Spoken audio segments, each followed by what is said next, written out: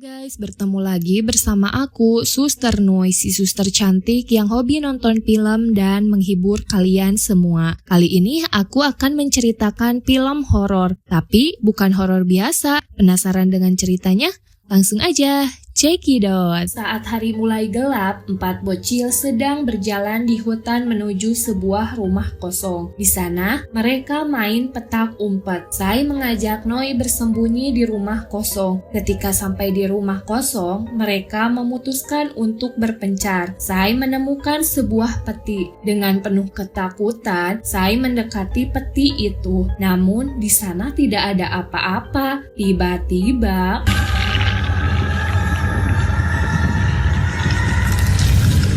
singkat cerita, Sai telah berubah menjadi wanita cantik. Nah, dia bersiap-siap untuk bekerja. Setelah selesai, dia pun segera berangkat. Di jalan, dia bertemu dengan temannya yang bernama Jed. Jed menyukai Sai, jadi dia mengantarkannya. Mereka sampai di klinik, namun anehnya tidak ada satu orang pun di sana termasuk dokter. Tak lama, datang seorang anak yang terluka bersama orang tuanya. Sai sebagai perawat langsung mengobatinya. Sambil menunggu, ibu itu menyuruh Sai dan Jed berhati-hati karena di desanya ada hantu kuyang. Ibu itu pun menyuruh mereka mengunci jendelanya jika malam tiba. Anehnya, ketika Sai melihat luka bocil itu, dia merasakan hal yang aneh. Malam pun tiba. Sai mengunci semua jendelanya. Saat tidur, dia bermimpi tentang rumah kosong di hutan sana. Namun, anehnya saat terbangun, dia melihat jendelanya sudah terbuka dan di kasurnya banyak cairan merah. Tak hanya itu, dia melihat luka di dadanya. Karena merasa aneh, Sai mengajak Jed ke hutan. Meskipun hari sudah hampir malam, mereka tetap melakukan perjalanan ke hutan. Mengetahui ada orang yang datang, mereka berdua bersembunyi. Ternyata itu adalah Noi, teman lama mereka. Noi tidak datang sendiri, dia datang bersama sekelompok orang. Mereka adalah pemburu hantu kuyang. Mereka mengumpulkan warga karena kuyang telah membuat kekacauan. Hewan di desa mereka telah dihabisinya. Tad, sebagai ketua pemburu kuyang, memberitahu bahwa jika ada seorang wanita yang tergigit, maka dia akan menjadi kuyang. Namun, jika dia seorang pria, maka dia akan menderita karena keracunan dan lama-lama akan meninggal. Awalnya, penduduk tidak percaya, namun Tad menunjukkan kuyang yang berhasil dia bunuh. Mereka pun menawarkan bantuan agar orang itu bisa memburu kuyang di desanya. Pagi harinya, Sai merasakan sakit dada dan memuntahkan cairan merah. Lagi-lagi, dia melihat jendela terbuka, cairan merah di kasurnya, bahkan luka di dadanya tambah parah. Noi dan Sai menemui Jed. Dia melarang Jed untuk bergabung dengan kelompok orang-orang itu karena terlalu berbahaya. Malam pun tiba. Orang-orang itu mulai berpatroli dan Sai mulai merasakan hal yang aneh. Dadanya sakit dan pembuluh darah terlihat menggumpal di lehernya. Lalu kepala terpisah dari badannya. Tetangga yang terbangun panik karena bayinya hilang. Seorang suami mendatangi pemburu kuyang untuk meminta bantuan. Di desa itu orang-orang sudah berkumpul. Dari atas terlihat cahaya melintas. Tad mulai menembak kuyang, namun sayangnya kuyang berhasil kabur dan untungnya bayi itu selamat. Pada saat yang sama, Noi melihat kuyang melintas. Dia mencoba mengejarnya. Anehnya, kuyang itu masuk ke dalam rumah Sai. Karena khawatir kepada Sai, dia naik ke kamar Sai. Betapa terkejutnya saat melihat kepala Sai menyatu dengan tubuhnya. Setelah sadar, Sai menyadari ada Noi. Karena rasa tidak percaya, Noi pun sampai terjatuh.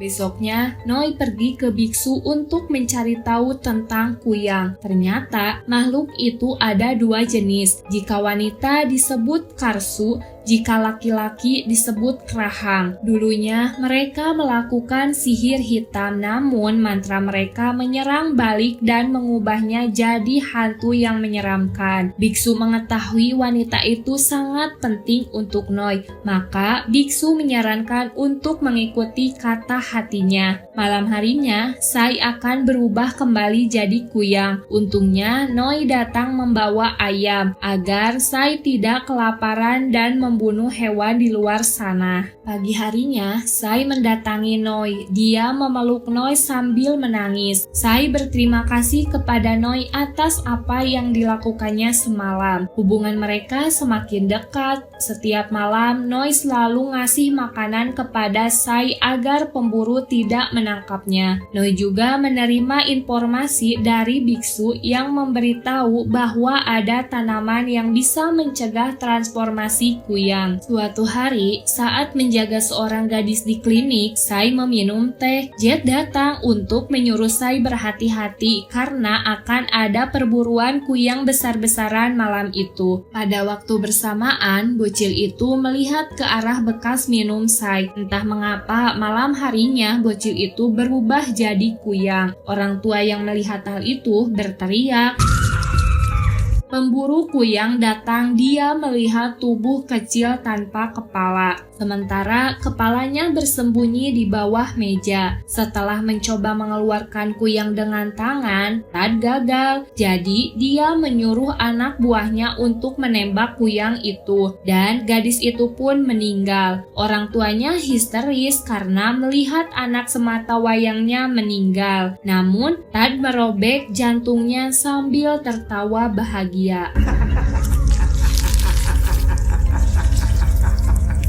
Tad mulai mencurigai Sai karena hanya dia satu-satunya yang bekerja di klinik itu. Sai merasa bersalah atas kematian bocil itu. Dia pun sangat ketakutan karena suatu saat pasti dirinya yang akan dibunuh. Noi berusaha untuk menenangkan Sai. Malam harinya, Sai dan Noi pergi ke rumah kosong yang ada di hutan. Kali ini, mereka menjelajahi halaman rumah kosong itu. Di sana, terdapat banyak tanaman yang bercahaya. Dengan ragu-ragu, Sai memakan tanaman itu. Noi pun membantu mengambil tanaman itu. Melihat kepedulian Noi, Sai sangat senang. Mereka pun terbawa suasana dan berciuman. Namun, mereka dikejutkan dengan kedatangan sekelompok pemburu kuyang dan Jed. Melihat wanita yang dicintainya berciuman dengan pria lain, Jed marah dong. Dia menghajar Noi, sementara Sai segera berlari ke rumah kosong itu. Di sana, dia melihat peti bersinar yang membuat Sai ingin mendekatinya. Sai pun mulai mengingat masa kecilnya. Ternyata dulu Sai dicium oleh kuyang dan kuyang mentransfer ingatannya waktu hidup. Sai menjadi kuyang. Dia menghajar para pemburu itu. Tadi yang melihat itu mulai menembakinya, namun Jed menghentikannya. Tak lama, Sai sadar. Noi mengajak Sai kembali ke rumahnya. Sai pun menyembunyikan tanaman itu. Sementara kepala desa diberitahu atas kejadian tadi malam. Ternyata kuyang telah membunuh semua pemburu kuyang kecuali Tad. Dia memberitahu bahwa yang telah melakukan pembunuhan itu adalah Sai. Tad berhasil meyakinkan warga. Jadi malam itu warga menyeruduk rumah Sai. Untungnya Sai tetap menjadi manusia karena telah memakan tanaman itu. Sai berbalik menyerang. Dia mengatakan bahwa Tad mencoba menyerangnya ketika mereka di dalam hutan. Tentunya Tad membantahnya dengan mengatakan dia ada saksi yaitu Jed. Karena Jed mencintai Sai, jadi dia berbohong untuk melindunginya. Karena takut diamuk massa, Tad memutuskan untuk kabur. Warga pun bubar. Di rumah, Jed didatangi Tad. Dia menggigit Jed.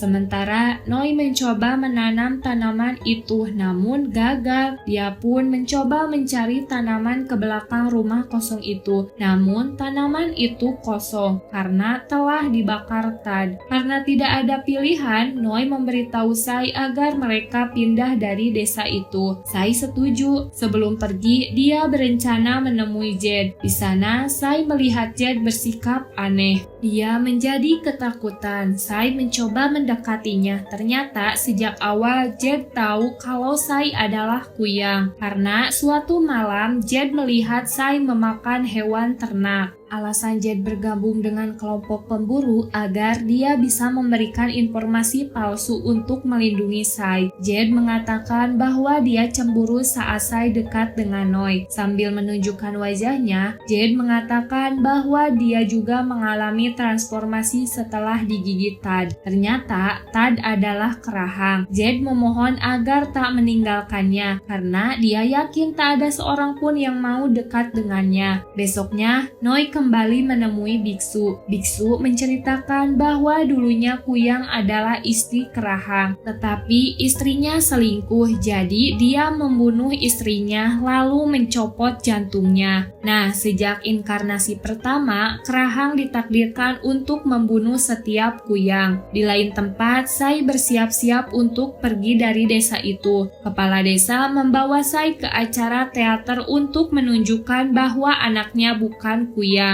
Sementara Noi pergi ke tempat yang sudah dijanjikan, namun di sana tidak ada siapa-siapa. Di waktu bersamaan, Sai mulai berubah menjadi kuyang. Semua orang di sana berlari ketakutan. Sementara Jed sangat putus asa saat menyadari Sai tidak menempati janjinya. Jed marah dan mulai berubah jadi vampir. Jed dan Tad terbang menuju teater untuk memburu kuyang. Mereka membawa kuyang itu. Jed mencoba membunuh Sai. Untungnya Noi datang tepat waktu. Setelah menatap Sai, Jed kembali merasakan cintanya. Dia berbalik menyerang Tad dan mereka bertarung sengit. Tad kuat, jadi Jed kalah dan Tad pun mengeluarkan jantung Jed. Saat Noi mencoba membawa tubuh kuyang, Tad akan menyerangnya. Namun, Sai mengalihkan perhatian Tad untuk melindungi Noi. Tiba-tiba, Tad tertembak. Ternyata biksu telah membantu Noi. Ternyata dulu istri biksu adalah kuyang. Biksu merasa tanggung jawab atas penyebaran infeksi yang ditularkan kepada Sai. Dia menyuruh Noi untuk berlari karena di sana perahu sedang menunggu mereka. Noi mulai berlari sambil menggendong tubuh Sai. Warga mencoba mengejar mereka. Saat Noi sedang bersiap-siap membawa tubuhnya ke dalam perahu, Sai menghentikannya karena Sai tidak ada harapan untuk hidup kembali karena tubuhnya telah hancur. Tentunya Noi sedih. Untuk terakhir kalinya, Sai pun mencium Noi. Saat Noi pergi, warga desa menembak Sai tepat di kepala.